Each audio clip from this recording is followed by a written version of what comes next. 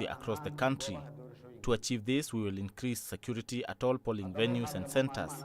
It is important for the federal government, regional administration and the Somali public to work together to achieve security during this transition period.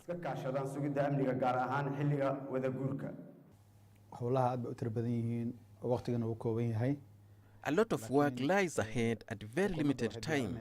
Starting today, we have a very strict timetable on what must be achieved going forward. Priority will be given to the most important issues. Other key priorities of the new government include the fight against corruption, strengthening economic reforms, finalizing the draft constitution, and tackling the COVID-19 pandemic. Members of opposition parties have also been named ministers in the new cabinet, a move experts say is aimed at creating national unity ahead of crucial elections in the coming months. Meanwhile, political parties and presidential hopefuls are meeting at home and abroad in efforts to come up with their candidates who will compete against President Mohamed Abdullahi Farmajo for the country's top job. Abdul Aziz Bilon, CGTN, Mogadishu, Somalia.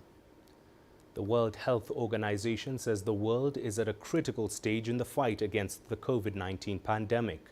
Director General Dr. Tedros Ghebreyesus says the next few months are going to be very tough and some countries could be in danger.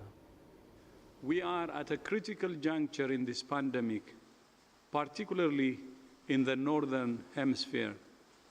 The next few months are going to be very tough, and some countries are on a dangerous track.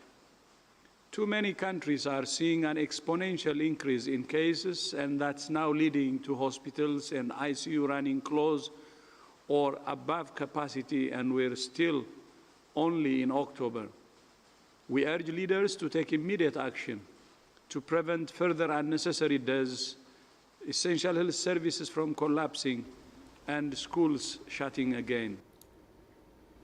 Well, the United States has broken a record for most new coronavirus infections in one day. Reuters reports the country saw nearly 84,000 new cases on Friday, 10,000 more than the peak in July. A new study warns the death toll in the U.S. could double by February to nearly 500,000. CGTN's Roy Rutenberg takes a look at how the virus and access to affordable health care is affecting the upcoming election. The United States has some of the world's best hospitals and some of the world's best doctors working in them. We have an extraordinary